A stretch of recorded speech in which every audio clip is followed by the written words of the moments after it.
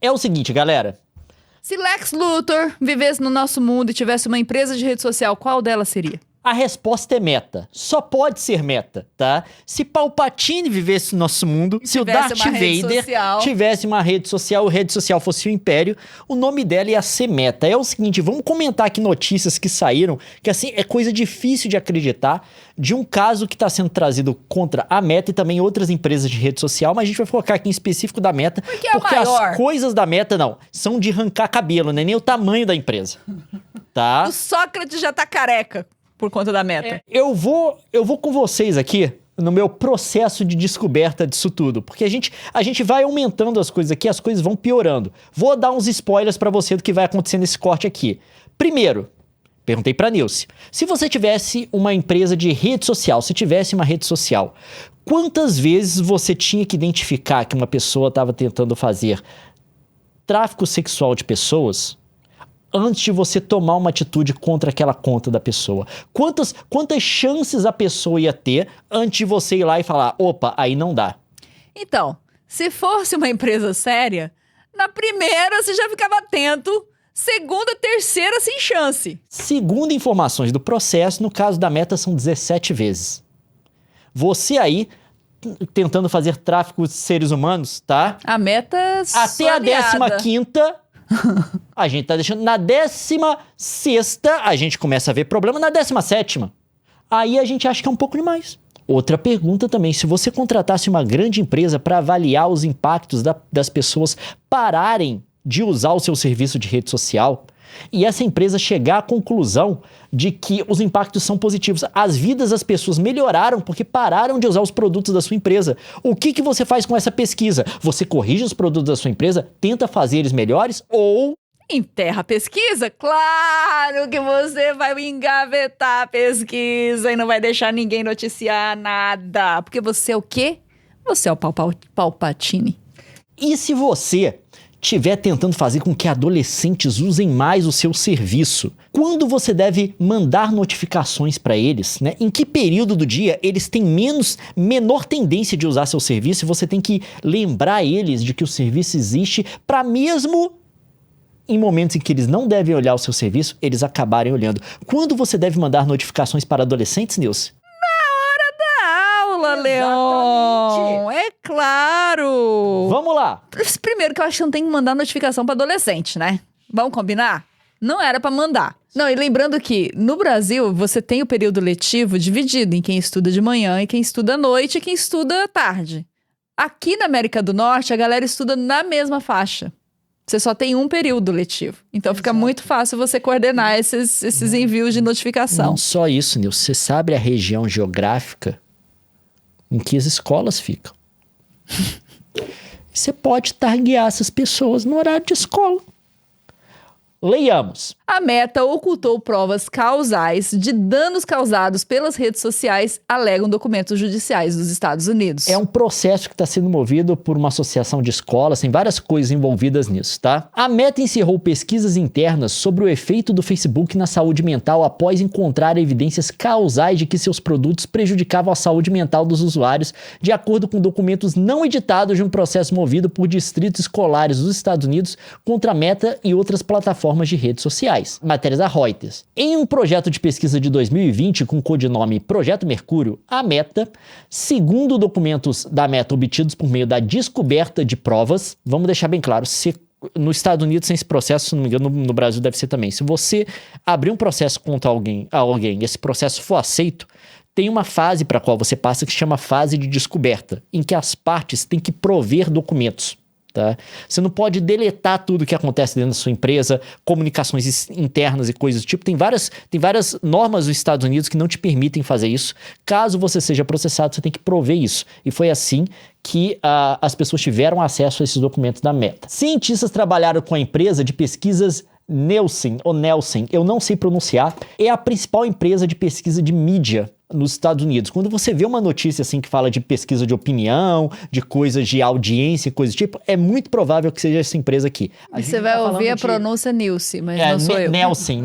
Nielsen, enfim. É uma empresa muito grande nos Estados Unidos, é a maior do segmento. Essa pesquisa para avaliar o efeito da desativação do Facebook. Para a decepção da empresa, pessoas que pararam de usar o Facebook, aqui já está entre aspas, que são palavras do processo, pessoas que pararam de usar o Facebook por uma semana relataram menos sentimentos de depressão, ansiedade, solidão e comparação social, afirmam os documentos internos. Em vez de publicar essas descobertas ou prosseguir com pesquisas adicionais, afirma o documento, a Meta cancelou os trabalhos subsequentes e declarou internamente que os resultados negativos do estudo foram influenciados por narrativas midiáticas existentes em torno da empresa. Ai, meu Deus. É tudo... Como uma conspiração. Estão querendo me derrubar. Foi basicamente isso. Se eu tivesse uma empresa, eu ia fazer exatamente a mesma coisa. E você acha que isso que era de fato que a Meta pensava? Não. Contudo, em documentos privados, um membro da equipe insistiu que as conclusões da pesquisa eram válidas, de acordo com o documento. Abre aspas. O estudo da Nielsen, enfim, mostra de fato o impacto causal na comparação social. Emoji de carinha triste. Escreveu supostamente um pesquisador da equipe que preferiu não ser identificado. Outro membro da equipe temia que manter silêncio sobre o resultado negativo fosse semelhante à indústria do tabaco, que faria pesquisas, saberia que os cigarros fariam mal e guardariam essas informações para si. De fato, eles fizeram isso. Isso aconteceu mesmo. Nesse mesmo nível, considerando a saúde mental. E, apesar do próprio trabalho da Meta documentar uma relação causal entre seus produtos e efeitos negativos na saúde mental, a denúncia alega que a Meta informou ao Congresso que não tinha capacidade de quantificar se seus produtos eram prejudiciais a adolescentes do sexo feminino. Isso aconteceu. Lembra até que a menina vazou aquela... Menina não, uma mulher. Das funcionárias. Exato. Vazou a pesquisa. É jeito de falar. Ela vazou. A epidemia da magreza exagerada tá voltando e, com certeza, você pode apontar um culpado aí nessa história. Além disso, esse processo aponta mais coisa. Depois eu fui olhar outras coisas do processo, né? Essa foi a primeira notícia que eu li. Processo. Meta permitiu publicações sobre tráfico sexual no Instagram, priorizando o lucro em detrimento da segurança das crianças. A Meta, em sua defesa, ataca as alegações como citações selecionadas a dedo e opiniões mal informadas. Por quê? Acharam isso nos documentos internos da empresa. Não, vocês que estão pegando documentos específicos. E todos esses outros aqui que eu falo que eu não fiz nada de errado. Uma nova e importante petição judicial, que é essa que a qual a gente está se referindo, alega que a Meta, proprietária do Facebook e do Instagram, tinha uma política de 17 vezes que permitia que traficantes sexuais publicassem conteúdos relacionados a aliciamento sexual ou prostituição 16 vezes antes de suas contas serem suspensas na 17ª advertência. Essa alegação é uma das muito presentes na petição, que afirma que a Meta prioriza o lucro e o engajamento do usuário em detrimento da segurança e do bem-estar das crianças. Quer dizer, isso é óbvio, isso é claro, todo mundo que usa sabe, porém, isso está no documento deles, interno deles, descaradíssimo. Aí depois, eu encontrei a matéria aqui da Time, que ela reúne todas essas alegações, tá? E a gente vai passar o olho aqui em todas elas e a gente vai parar em uma, ao qual a gente já se referiu aqui, se eu não me engano, que é isso daqui. Primeiro, algumas das alegações, são nem todas. A Meta tinha um limite elevado para conteúdo relacionado a tráfico sexual, essa a qual a gente acabou de se referir. A Meta mentiu ao Congresso sobre o conhecimento de danos causados pela plataforma, a gente se referiu àquele relatório que eles já tinham, e disseram para o Congresso que não tinha como verificar isso. A empresa sabia que o Instagram permitia que adultos desconhecidos se conectassem com adolescentes. Esse é outro problema também. Meu Deus do céu. A Meta visava agressivamente usuários jovens. E essa a gente tem que entrar em detalhe. A Meta temia que os usuários abandonassem o Facebook e o Instagram em favor de seus concorrentes. Conquistar a fidelidade dos jovens tornou-se um objetivo central da empresa. O CEO da Meta, Mark Zuckerberg, sugeriu que o tempo gasto por adolescente fosse nossa principal meta para 2017, segundo um executivo da empresa citado no processo. Essa previsão se manteve, alegam os autores da ação. Documentos internos da empresa de 2024 afirmavam que conquistar novos usuários adolescentes é fundamental para o sucesso do Instagram. É de vocês que eles estão falando. A Meta lançou uma campanha para se conectar com distritos escolares e organizações pagas, como a Associação Nacional de Pais e Professores e a Scholastic, para a realização de ações de divulgação junto a escolas e familiares. Enquanto isso, de acordo com o relatório, a Meta usou dados de localização para enviar notificações aos alunos em mensagens em massa para escolas, presumivelmente como parte de uma tentativa de aumentar o engajamento de jovens durante o período escolar. Como o funcionário teria dito, abre aspas, uma das coisas que precisamos otimizar é evitar que... Evitar não, tá errado isso aqui. Aí eu vou traduzir aqui do inglês, tá, gente? Que a tradução do Google não tá boa. Abre aspas. Uma coisa que nós precisamos otimizar é... A espiadinha. É aquela espiadinha no celular debaixo da carteira, no meio da aula de química. Internamente, alguns funcionários expressavam repulsa pela tentativa de atingir pré-adolescentes. Que ótimo! Agora vamos atrás de crianças menores de 13 anos, escreveu um deles, segundo o relatório. O Zuck vem falando disso há tempo. Mirar crianças de 11 anos me lembra as empresas de tabaco de algumas décadas atrás, e ainda hoje. Parece que estamos mesmo dizendo, precisamos viciá-los desde cedo. É exatamente isso são comunicações internas de funcionários da Meta, tá, gente? Aí outra ligação, os executivos da Meta inicialmente arquivaram os esforços para tornar o Instagram menos tóxico para adolescentes. Isso daqui também é uma coisa assim de cair o queixo. Para combater a comparação social tóxica, em 2019, o CEO do Instagram, Adam Mosseri, anunciou um novo recurso que ocultaria as curtidas nas publicações. Pesquisadores de meta-análise determinaram que ocultar as curtidas tornaria os usuários significativamente menos propensos a se sentirem pior consigo mesmos, de acordo com a petição inicial do processo. A iniciativa recebeu o codinome de Projeto Daisy, mas após uma série de testes, a Meta voltou atrás no Projeto Daisy. A empresa determinou que o recurso era bastante negativo para as métricas do Facebook, incluindo a receita de anúncios de acordo com a petição inicial dos demandantes, que cita um funcionário não identificado da equipe de crescimento insistindo: esse é um aplicativo de comparação social, acostume-se com isso. É para comparar. É um aplicativo de comparação social. A outra alegação é que a Meta não remove automaticamente conteúdo prejudicial. Isso daqui a gente já repercutiu em outras coisas. A Meta sabia que seus produtos eram viciantes, mas minimizou publicamente os danos. A natureza viciante dos produtos da empresa não era um segredo interno. Meu Deus, gente, o Instagram é uma droga, teria escrito um dos pesquisadores de experiência do usuário da empresa para um colega. Nós somos basicamente traficantes. Caramba, cara. A gente é de dentro da empresa. Esse povo deve estar numa crise de consciência, num burnout danado, né? O cara é contratado para fazer programação, coisa, e acaba virando traficante e estragando a vida de milhares e milhares de pessoas. Que loucura. Porque tem uma diferença, assim, é uma diferença muito gritante. Por exemplo, o YouTube. O YouTube é uma rede de criação de conteúdo.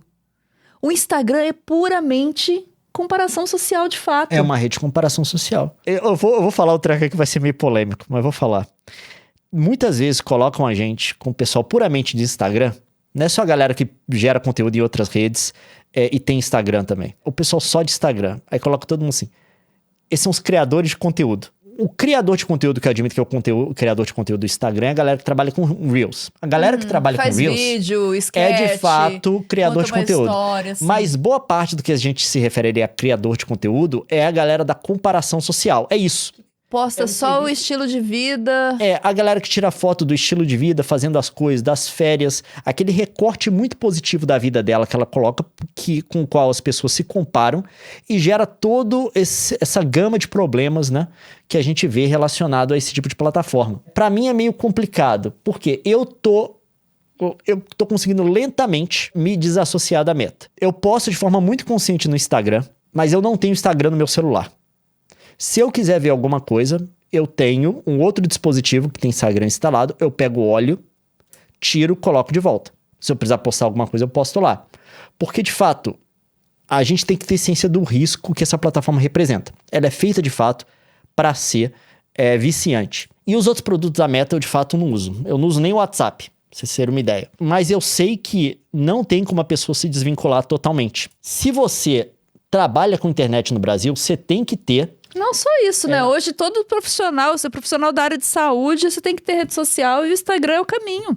A galera tá meio que refém, assim, virou um feudo social mesmo. Isso que eu... É isso que eu, a coisa a qual eu quero me referir. É muito difícil você... Tipo, eu tenho o Instagram do motivo, é que um dos motivos é que, mesmo quando chega alguém pra contratar alguma publicidade com a gente, vamos ser direto, a gente vive disso, tá? É isso que paga as contas. A pessoa normalmente vem pra gente por conta do YouTube, mas ela sempre quer um pacote que inclui Instagram também. Sim. Um dos motivos eu tenho Instagram, inclusive, é para poder satisfazer essas necessidades. É muito difícil você operar no Brasil sem o WhatsApp. Se você trabalha com vendas, por exemplo, não existe não ter o WhatsApp no Brasil. O Facebook, eu acho que é a única que já ficou totalmente opcional. É porque quando você saiu, ainda não tinha o Marketplace, que também é vital para uma galera. E tem muita empresa, loja, pequenos negócios que dependem do Marketplace e o Facebook é muito eficiente nessa visualização. Eu acho isso tudo extremamente complicado. Mas é uma questão que você fica refém economicamente da plataforma, né? Da empresa. É o feudo. É o feudo. A gente é servo dentro do feudo.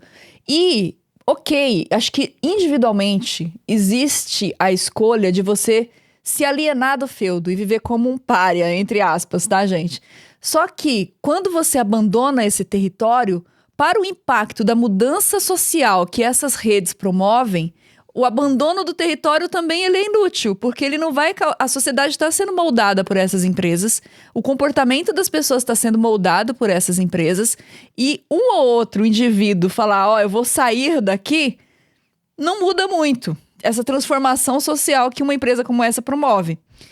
Então, eu acho que é uma questão assim, ela não é simplesmente olhar e vou largar. É tipo assim, a gente vai abandonar esse território, mas ele vai continuar crescendo, ele vai continuar funcionando, ele vai continuar com essa força toda. Então, existe uma questão aí estratégica também, sabe? É muito complicado você simplesmente abandonar ou vou tentar aqui nesse espacinho que é meu, nessa terra arrendada que é minha, fazer um mínimo de diferença aqui. Não sei o que é o certo. São coisas nas quais eu penso, sabe? Penso muito o tempo todo. E, por exemplo, você que é médico, você que tem... Hoje os médicos têm que estar na rede social para serem considerados como possíveis bons médicos para serem procurados. É uma coisa louca, absurda. Eu tava conversando com uma médica sobre isso. Pessoas que não têm interesse em gerar conteúdo, que não têm no feeling, não são comunicadoras, mas são obrigadas a entrarem nesse fluxo porque senão não existem, simplesmente. Então, não é uma questão simples. E é um poder gigantesco ditando como a nossa sociedade funciona ali. Tenho respostas? Não, só questões, só perguntas. Não tem o que dizer, né? Estamos lascados. A gente tá na mão de um doido.